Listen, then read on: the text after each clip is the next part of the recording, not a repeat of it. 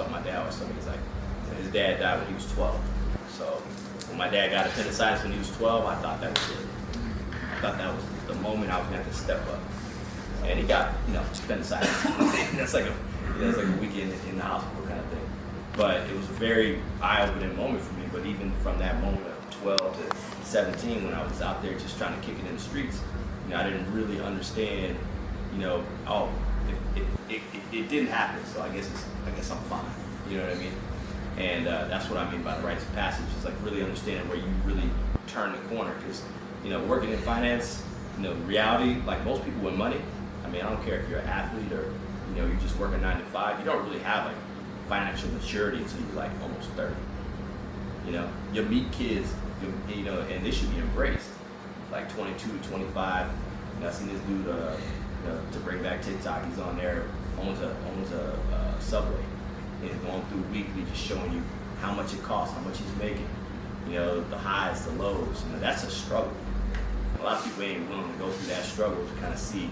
All right, now I've got 3 people that I hired, right? Because it's hard to hire minimum wage and have them stick around. The turnover is just crazy, right? So owning a business like that, where it's all based on how little you can pay people, versus like paying people more and getting more, right? So the types of businesses we invest in, how we think about money, the relationship with money. Most people's relationship with money is, this is all I got, right? Kevin Hart had a funny joke. People act like they're bad at math till they broke. You know what I mean? They know exactly how much they got in the bank. You know what I'm saying? So, when I moved back to the States, my biggest thing was just getting, I had very simple goals. The first was just get a job, get a place to stay, get a car, get to that level. Because I moved back just like literally no money, borrowed $400 to take a three-day bus ride from where I was at in Mexico up to Portland, which I'd never been to. A friend of mine just said he could come here. You know what I mean? But then it's like, all right, give me a career, start a business, buy a house. Get to the point where I don't look at my bank account. Everything's on auto pay. It's personal financial levels that you got to get to before you start talking about, I need to flip some business credit. I need 5 streams of income. You can have 5 streams of income at a certain point in your life with one job. Put your money in the right amount of spaces. You know what I mean? The right accounts, work with the right people. Opportunities come up, great. You always need to be ready to handle them emergencies as well. So, when it comes to, especially sending your money overseas, like where's the callback to get your money if it's a bad deal? There ain't one. It's like people talking about, you get thrown over the boat, international waters. Like, who do you call? Coast Guard? No. Who do you call? So, research, understanding, 10,000 hours for me has always been a big thing. So, essentially it's a breakdown of 5 years, right? 8 hours a day, 5 days a week, 48 weeks out of the year. It's almost, it's about 5 years, right? So we want to look at research, understanding, college, expertise. When do you call yourself an expert in something, right? But also you don't want to sit on the sidelines too long, just not doing anything about it, but getting involved in it, right? So if you want to do international business, looking at international organizations, start working with them, start meeting the people from that country, spend some time there, know what's going on, understand what's, buy something small. Before I bought a business in Tanzania, you better believe I'm going there and buy like a moped. Like, how do I own this? If I come back, is it still here? I trust somebody with this. It's little steps before you start, just trying to go halfway around the world and just drop a bag. This brother right here works in intellectual property, man. Like, how many business owners here in the States, black business owners, are thinking about doing IPOs? Right? Initial public offerings, making your company public to the purchase level, right? On the highest level, where anybody can come in for $10, $15 a share. If you got 1 million shares, you get 10 million shares, right? So really understanding, where do you want to do your business? Where is your heart at? And what's your process?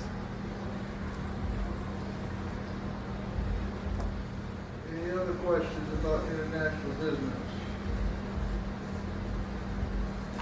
You mentioned stepping over the line. I know a lot of people say that you have to pay people off in the country, particularly after the I think in almost every country I've seen that there's different rules, and I don't think that is exclusive to other countries, right? Campaign finance here in America is hazy at best. I can tell you, like from living in Mexico, I can pay off my tickets in person at the point of the infraction. You know what I mean? So you know what I mean? You know, at the pace that you want to get stuff done, like if you want to cut corners, it always costs money, right? If I go get my brakes done over at Midas and I tell the guy I need it done today, he says you third in line. Think there's a way to get in first? I own a nightlife company, and I can for sure tell you can get in first, right? If you go with my company ain't free, right? If you want to have me, the person that owns the company, show up, that's not free, right? There's certain rights that come with who you bring to the table. So how you build those relationships they can be out of necessity, they can be out of, you know, the relationships that are built there, or it can be from the dollars coming out of your pocket. You know, I don't feel like you build allegiances with just paying people because someone else can pay them more. Right? Look at the benefit systems here in America. You know, like the tech world, right? They jump ship every 2 years. It's a common practice now. And that's not from any. You know, these Wall Street guys they got intellectual property up there. It wasn't, man. They just changed the whole NDA rules. You know what I mean? Just because of that was for them. Over 150,000, I think it is now. It's still in place. But they were holding people to their jobs based on you can't work in the same industry if you quit. Right? So when it comes to money and who you pay, how you pay, you know, versus building solid relationships, because if you ran out of money, your business is out, right? Does that relationship dissolve with that? So as a practice, would I go about it that way? I would do it. But some places that might be the only way in. And that just, for me, unless I really wanted to be there, I wouldn't do business there. You know what I mean? So that just goes to show you gotta know the common practices.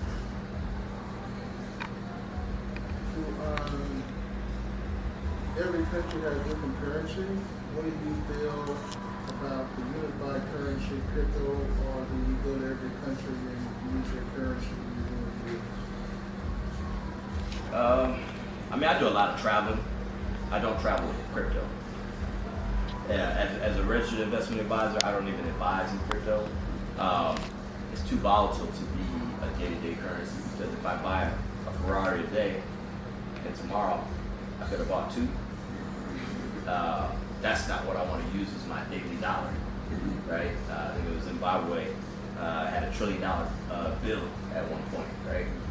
So, you know, you want stability when you talk about doing business in your dollar, you know what I mean, or whatever form of currency you use it. So I think it's country to country where do you want to do the exchange rate and deal with them in their own currency versus, you know, the strength of the dollar.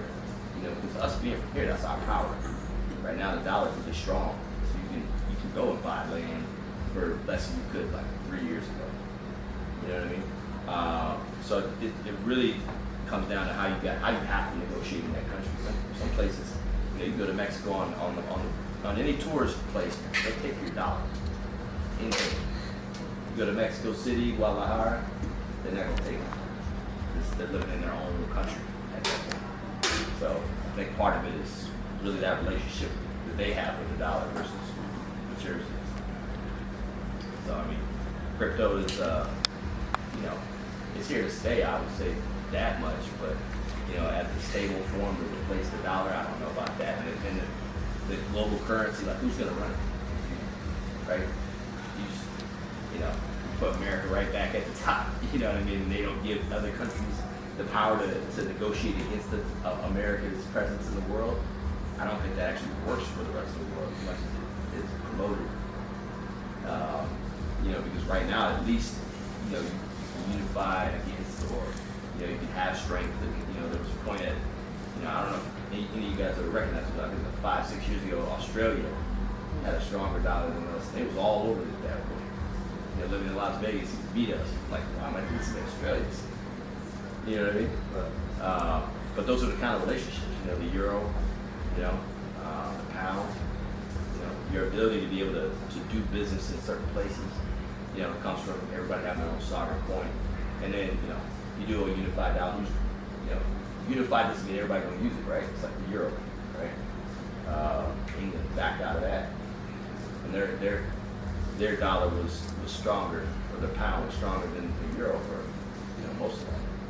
You got these places like Portugal, Greece, you know, just hanging on. It's like that broke cousin you got. You know, y'all just want to come hang out. They don't want to buy no drinks, dude. You know, you're making this all expensive for more expensive for everybody. So, you know, when it comes down to currency, you know, I think that really comes to a certain point of like, you know, how hard is it to negotiate in their own dollar versus your own? And then, you know, where do you keep your money? You know, like America's at least stable. You know, for the problems that are here, there'll be a lot of people that they want to move back home. You know, I personally more likely to retire outside of the country, but I am going to keep my money here because I know I can earn interest on the dollar and not worry about whether the U.S. economy is going to collapse. You know. Any other questions? Let's hear you talk about the authentic African clothing. How advantageous is it to really marketing and advertising to someone like overseas? Us selling to them? Right. Or them selling to us. A friend of mine, and he has some crazy stats. I don't remember right off the top of my head, but Africa as a whole, right? I'm not sure where the stat came from, but their population is, I think, 50% of their population is like 25 and under. Right? They got a really old, they got that middle, and then half of their population is really young. So the influence that we have over here, and you can see it with Afro beads, a lot of these things being more popular. I mean, they're popular there already, but they're making their way over here. That all comes from here to them, and now they're expressing themselves. So I don't know, I mean, if you want to create a brand here and sell it there, problem is, you know, the average person doesn't have, you know, like the per capita dollar over here is much higher. So it is something, but you know, if you were to make it here, like where are you gonna make it? I guess would be the thing. Right. You're gonna make it in China and sell it there. You know what I mean? Lose authenticity. You're gonna make it here, it's too expensive. You know what I mean? Unless you're selling to the global elites over there. Which, you know, I'm not sure what the numbers are as far as their, you know, how many millionaires there are versus the thousandaires that can afford, you know, upper class living here in the States. The other thing is, you know, you even look around the room, you know, it's like, how many of us are wearing luxury black-owned business like garments and jewelry and brands? You know, it's all that stuff's from Europe. So you're competing with that also. So it's a very niche market to kind of like try to enter into. But you know, there is, you know, I know guys that they scour the Home Depot and they just fill those containers, shoot them over there, and they can charge top dollar because they're rare items like you know, heavy equipment, machinery. Basically, you know, one time, you know, one guy told me crazy markup on the weed whackers. It's just like, you know, they don't have Home Depot over there, you know what I mean? So it's like, you know, just creating opportunity, but you have to kind of go there to know that. You know, just seeing something on sale over here doesn't mean it's going to sell anywhere else. Still on import, export talk. You're talking about those organizations because pipelines of real niche and boutique products are being produced over there that can be sold in the state if there was a highway for most people to do business. Like they have in the United States, Better Business Bureaus. In Africa, even if it's small companies or organizations that folks from the States could tap into that would have the trust of the people because they know that everyone in that organization is operating underneath their structure and all. You know, that's something I've been looking into and trying to find, you know, like I said, I don't like reinventing the wheel. So I don't until it was too, you know, it was too hard. It's harder to make money outside this country than it is here. But if you got to a certain point, you know what I mean, you know, like I said, it's about those relationships. So, you know, as far as an existing business model like that, I don't have it yet. That's something I've been searching and trying to build that network. But it is something that, I definitely had that thought process to be like, you know, pick 5 countries and just start there. You know, Ghana, Tanzania, Kenya, South Africa, maybe 1, 2 or more that, you know, just, all right, who are the contact points here? And I have had some on the education level, yes, I found a lot of people in that space. But as far as like actually business that are not either consulates, you know, right-hand men of local politicians that are offering, you know, to your point, you know, oh, there's a way in, but there's a way in kind of thing. You know, I haven't seen anything that's formal at all. And maybe that's just outside of my space, but, you know, like, I do expect to have the gentleman from the African Export-Import Bank at the event that we have on the 24th. Am I allowed to talk about that? Yes, sir. So on the 24th, I'd love for all you guys to be there. We're going to be bringing in some other resources, you know, local and like the International Commerce Department, and, you know, just really kind of getting people understanding, like, all right, how do you set up over here, right? How do you set up an international business? You know, who are your contact points over there, right? If there's people doing business in certain countries, you know, you can start there, you can experience it before you actually go there, and, you know, build relationships over here. And then as things happen, you know, we really just have like kind of like the touch point for African, you know, just community here. You know, not only just business. We're not a commerce or a chamber, right? So we don't. It's free to join the committee and community and just kind of be a part of it. But I think that will really give you an idea of like where you want to kind of, you know what I mean? You know, some countries have coastlines, some don't, right? Is that a big thing for you? You know, at a certain point in your life, you know, you want to start looking at where do you want to live for the rest of your life? You know, what's the healthcare like? You know, do you like the people? Can you pick up the language? You know, I would never move to a country and not learn the language. You know, so. French, you know, if you took French in high school, there's, you know, a lot of countries on the West Coast that speak French. You know, Swahili, Arabic on the East Coast, North Coast. You know, even South African people that they speak English, they have their own native language. You know. So Where's the held the 24th? we're gonna have it. We're nailing down the act, but we're trying to do everything this year in Little Ethiopia. So it's a cultural district. I don't know if you guys all seen that. First of its kind here in Las Vegas, called Little Ethiopia. You know, there's Chinatown, but Chinatown's not a cultural district, it's just a commercial district, right? So Little Ethiopia is the actual cultural district over on Flamingo and Decatur. So we're having Africa Day on the 26th, which is a Sunday, Memorial Day weekend. You want to get away from the strip and all that crazy stuff, just head west.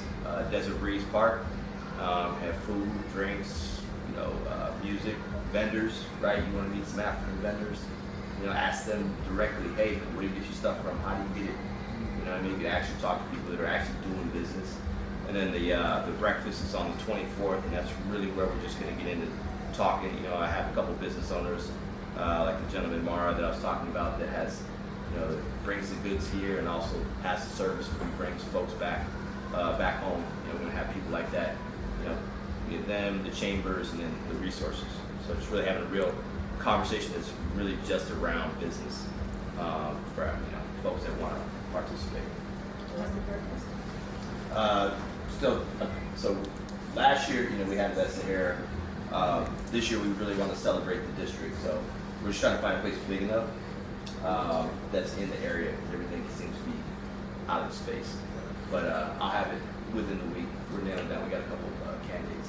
Yeah, you're speaking on international business, and this organization that you have, is it one that know how to establish trust, where you can actually, you know, band together or network together for, you know, one cause to establish business over in Africa? I mean, is that something that people are going to be doing at this location?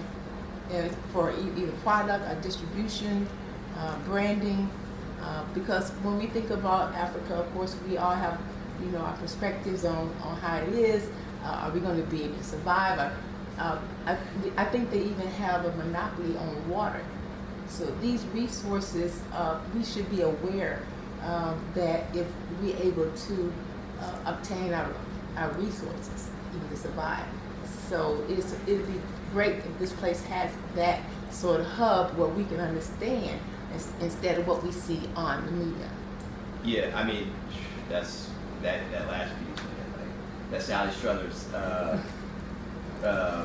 commercial back in the day with the little fly on the eye, man, really still bugging this day. Right. But you know, like, so the African diaspora of Las Vegas is just a social enterprise, right? It's a nonprofit, and we really just bring the community together. It really started from, you know, I think it was like 15 or 16 African people that just didn't even know that there was that many people in the city that were from these countries that they were from. So on the base level of it, it is a place we just congregate, right? I run the business committee, so really I feel like my job and my charge is to bring the resources to the table for the, you know, because even as an African American, right, without the language barriers and the immigration issues, it's tough enough to raise capital, understand the proper mechanics of business, and then get those opportunities from whatever community you're trying to serve. Because, you know, if you are selling a high ticket item, you can't always just go to the hood and try to sell it to them. You know what I mean? You got to sell to who's got the money. So, you know, really with our committee, you know, we embrace both sides, right? African Americans, you know, like, you know, I've always had my hair cut, you know, in the hood, just get a better cut. You know what I mean, right? You know, but there's on that sense, it's like fashion, local economics, all those things, they all tie together. So, I mean, when it comes to, you know, what we're doing, what we're bringing, you know, I'm bringing the SBA there, right? Understand actual funding and actual opportunities, 504 loans, 7A, right? Bringing Wells Fargo, Chase, representatives in there that are doing programs that are still in force, even though DEI has been taking a big hit, that are willing to do business with black businesses. We've got a African-based, it's ran by Africans, and they're the largest funder of African or immigrant businesses in the United States. And then there's actually a local one, I'm not even sure if you guys are aware of this, ran by an African American named Access CDFI.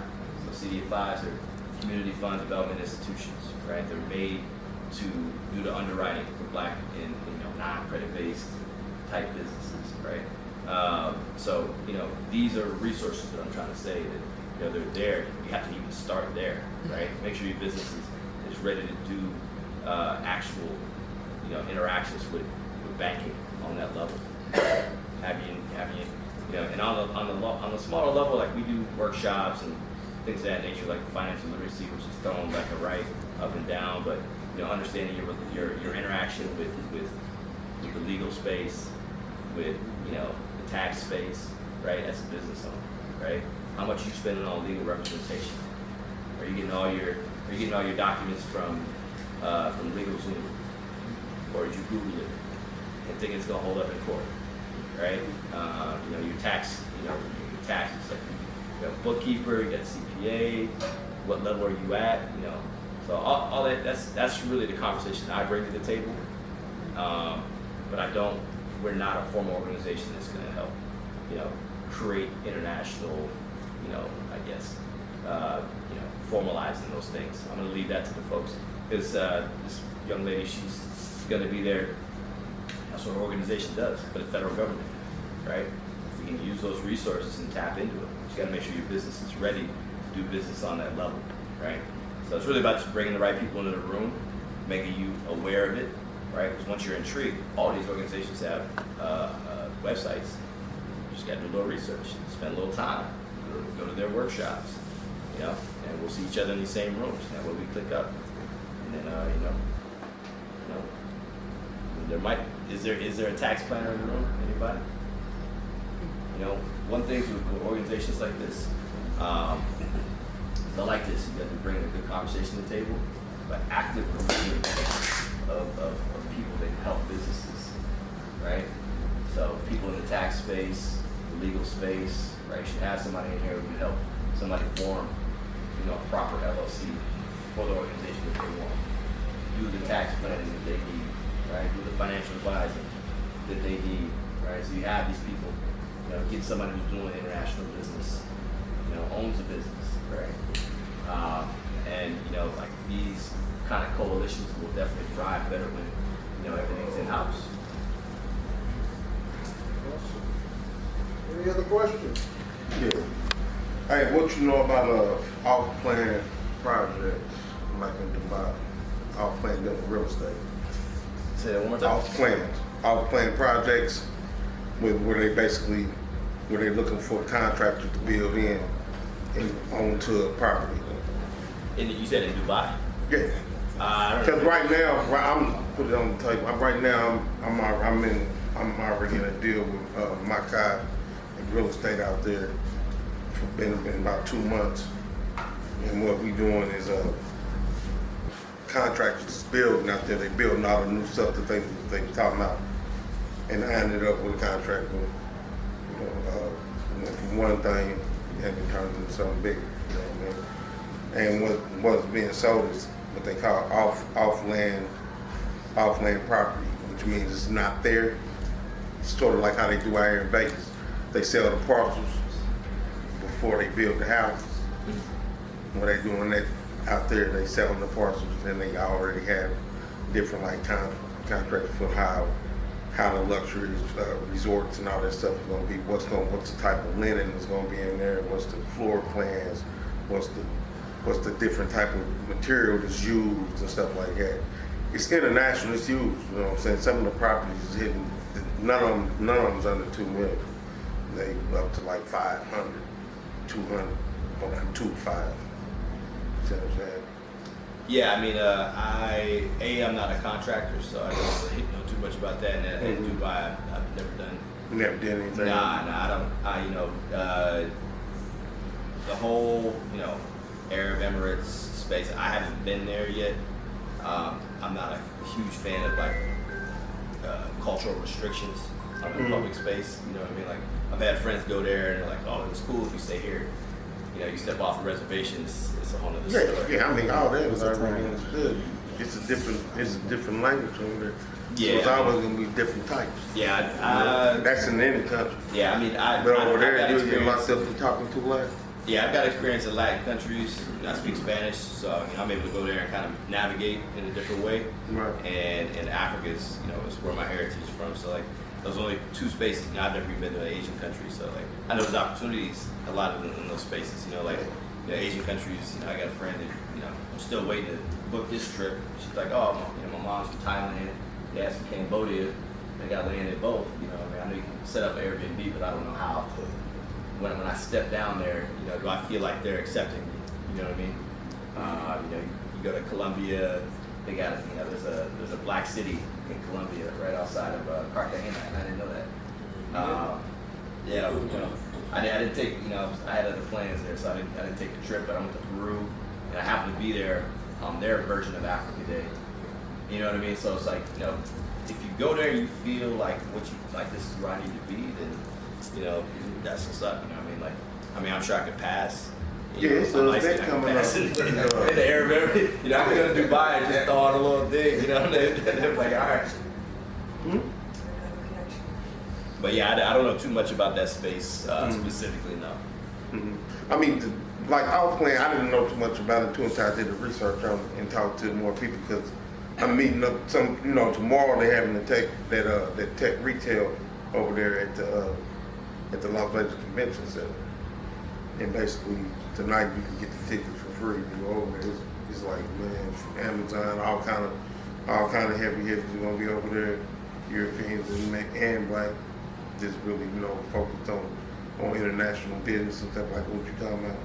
And so I'm meeting up with who I'm dealing with over there in Saudi Arabia in a couple of days.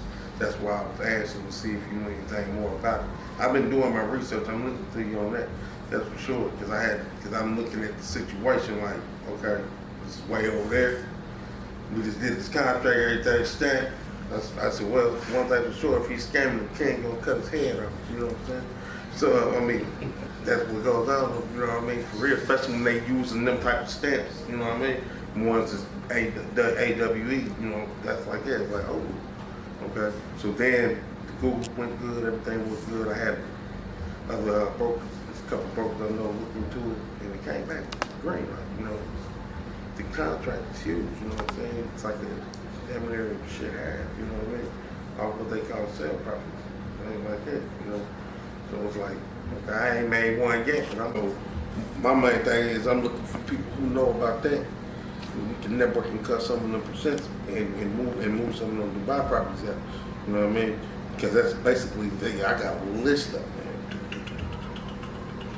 man, for real. I was just sitting there looking at it, you know. It's a lot of money that can be made for everybody. That's how I look at it. Yeah.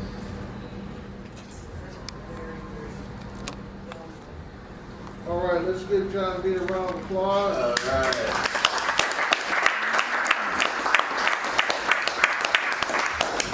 We appreciate your insight, and of course, living in the foreign country, that always helps. So if you have an idea of business or you're trying to obtain a contract, please get with Dino.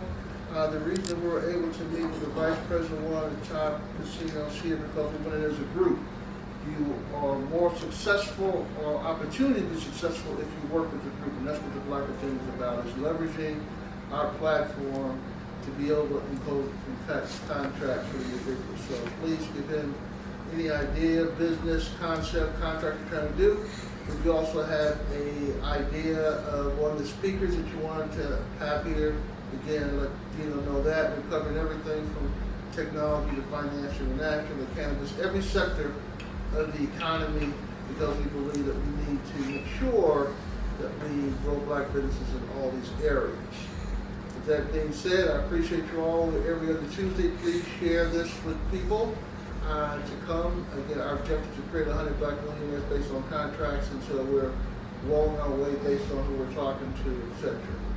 So thank you very much. Next Tuesday we'll be right here, and any other information, again, let Dino know what you have, information, contact information, because we're moving pretty quickly. As Vegas becomes the sports and entertainment capital of the world, we'll make sure we have to cut it over here. All right? God bless. Thank you.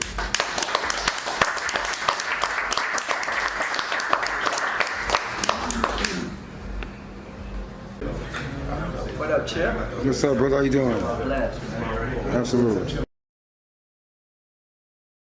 Hi, how you doing? I'm doing wonderful. How about yourself? I'm good. What's your name? So my name is Marlon Lucky. Okay, Black Agenda, Great Millionaires. Today, you spoke and tell us about your business. What did you think about consolidate these ideas for international business? I think it's very informational. First, let me start with this. My, I do personal credit and also business funding as well. I think that it was very informational. The speaker, he gave, quite a bit of great information, and I'm looking at, coming back for sure. We have great speakers, and as you know, we are evolving, we're consolidating these Black dollars for everyone, not just for African Americans, but also for these millionaires that are to be. So we want to invite everyone to come down onto the stage. Okay. Definitely, we encourage you to come down. I would definitely say, from this being my first experience, I would definitely say, come down. It's a must. There was a statistic that's, that they pointed out. I believe the host, he said that if pretty much Black businesses don't get ahead, he said it'll take 186 years up to catch up, and that was really, eye and ear catching. So, I would definitely recommend it. Come on down, for sure. Yeah, you're welcome. Hi, I'm here with KJ, here at the Black Agenda, creating 100 millionaires, and today we were able to hear you really going to international business. And so that was your platform. We have many platforms, but today you definitely let us know how and where to go to even get together with this information. So what can you say in order to expound on your I think a lot of the conversation is like what resources you're using that are local. and preparing your business and your ideas to get to where you're trying to be. If you're trying to do business overseas, really understanding where you're going to be and what the local laws are over there, and making sure that you're prepared on this side. Consider that you live here. There's tons of resources, government dollars. They like the import-export game is always something to be monitored on the presidential level. The policy that's happening there, and what organizations are they funding to help expound on that opportunity.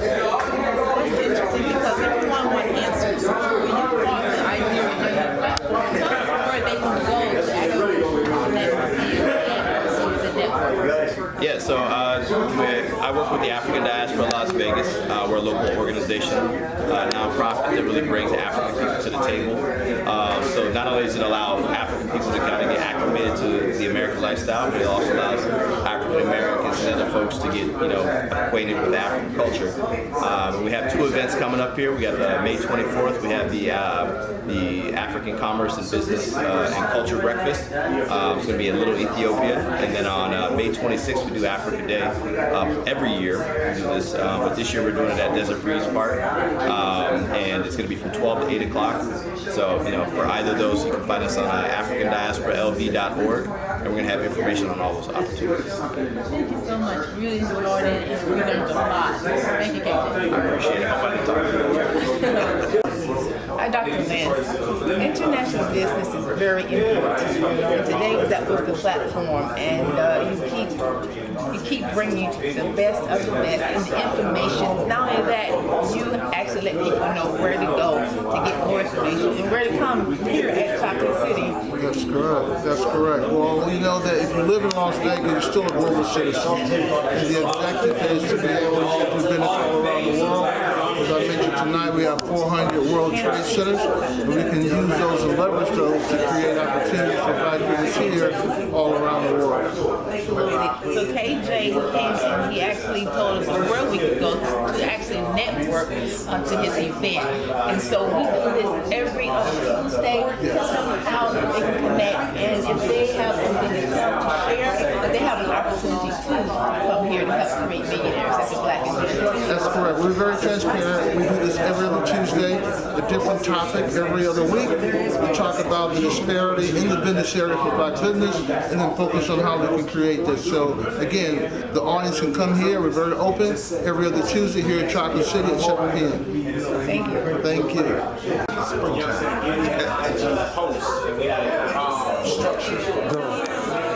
Looking great. Tell me screen time, then I'll pick that part. So the fact that we're here in order to network about international business, and also we are encouraged to connect with you because you're going to be able to give us the information in regards to making dreams come true. Whatever, tell us about what's new here at the Black agenda. Well, right now we're actually working on the Johnny Bus presidential election tour. Actually ending up going on the West Coast. I hate saying that, but we also started a new men's network called the Black Paradigm that's actually focuses on young men to get their minds right, headed by Jamie Francis. And like I said, things are coming in abundance for the Black agenda and Las Vegas and Chocolate City. So come on down. Every week we have somebody different. 1 week you might not get the stuff that you want. We're going to continue bringing different sectors into Las Vegas, into Chocolate City, until you can find something that you want to step into because it's part of your plan. Thank you. I love you. Thank you. I do ride. I love my cowboyness, so that's what I am. Here at the Black agenda, it's great to have an in that has information that they like to share. Yes. And I know that you come from an important background. Tell us about There are so many businesses that I do. I'm in a whole range of things, but the main one is get the word out marketing. So I do marketing face-to-face, person-to-person, hands-on marketing. I make flyers, I do advertisements, I will make your commercials, I'll get on there, I'll talk about whatever it is that you have. That's been my history. I've been in the entertainment industry since I was 12 years old, so that's kind of what I have. My other business is the Adonis Medical Clinic. Myself and Mark Mosher is my partner, and Adonis Medical Clinic works with men with ED. And so I can educate you on those things, I can answer your questions, I can do the procedure, but usually they prefer men. Just saying. But just know it is not hidden, it's not a secret, it's not an issue, it's not a problem, it's a part. I call we have menopause and then they have menopause. But you know, so keep it simple, keep it clean, and hopefully we'll be able to, you know, come together and make a difference not only in women's lives but men's lives. It's vital. But in the marketing aspect, a lot of people don't know how important it is to have somebody to speak on your behalf. A lot of times you're a little uncomfortable. You can't say the things you need to say. You always have to have marketing. You've got to have your 5 pillars. Always got to have your 5 pillars of goal setting. Then you have to have your 7 pillars of how to get to the goals. Those pillars is what helps your mind open up drastically to figure out how you're going to push your business forward. Always remember that. If you have any questions, you can always reach me. Thank you so much. So welcome. How can we reach you? You can reach me at 909-952-6441. Always my personal email, Melinda Clarkson, my name and number 2 at gmail.com. I'll give you the business stuff later. Okay? Thank you. Amy, I started a business called the Black Paradigm, where we minds one room at a time. Basically, what that means is it gives a safe space for Black men to be able to come in and speak about different things that has impacted their lives. But we focus 10% on the problem, 90% on the solution, which means that we actually sit back, we hold each other accountable, and we build each other up mentally, emotionally, physically, financially, and spiritually. And where can they find you? Yes, so we're actually here at Chocolate City, downtown in the Arts District. We're here every first and third Saturday from 2 to 4. What is most important to you since we started this journey of the Black agenda, creating 100 millionaires? I believe that the most important thing about the Black agenda is bringing people into the environment with a consensus mindset that are looking to better the community as a whole, and then moving on to globally. We have great ambitions. I believe we'll reach all of those ambitions, and I believe that we can make a change in this world to help Black people take a place in society that's beneficial now and as well as in the future. Thank you. Y'all coming out May 18th. We got the King of Ghana coming out. What we got? Ronald Fenty in the house. Rosemary McKnight. Jab Judah. What's the other guy's name? Yeah, some boxers. I'm gonna be doing my thing. I'm gonna be hosting. So come through, have some fun. Don't sit at home and be bored. Don't make sense. When we gonna be doing that whole love shit. All right, come out and get some. Love you guys. Peace, blessings. That's my yeah, go on my page at the end of it. I go, So how do you judge the Black agenda? This is your second time, and coming here and actually just starting a conversation about marketing and also the race agenda now. Everything's what do you think about it to continue doing this every week? well, of course, the one thing that leaders don't do is work together. Everybody tries to do it by themselves, but when you got stuff like this, you're meeting people and you're bringing them together, and that's how you grow. Jesus had disciples with him. He wasn't by himself. So when you move as a team, Mexicans, they get down and they grow. Filipinos get down and grow. Black people don't help each other. So what Dr. Lance is doing here is he's bringing everybody in the room and making them step up. That's what it's about. So that's the Black agenda. Come get some Black agenda. Absolutely, absolutely. Fantastic. But yeah, I love this concept. I love this area. The whole project is extremely strong. Like he mentioned, Dr. Lance is doing some fantastic stuff, and we're just, it's an honor to be a part of it. Absolutely. All right, thank you. Thank you very much.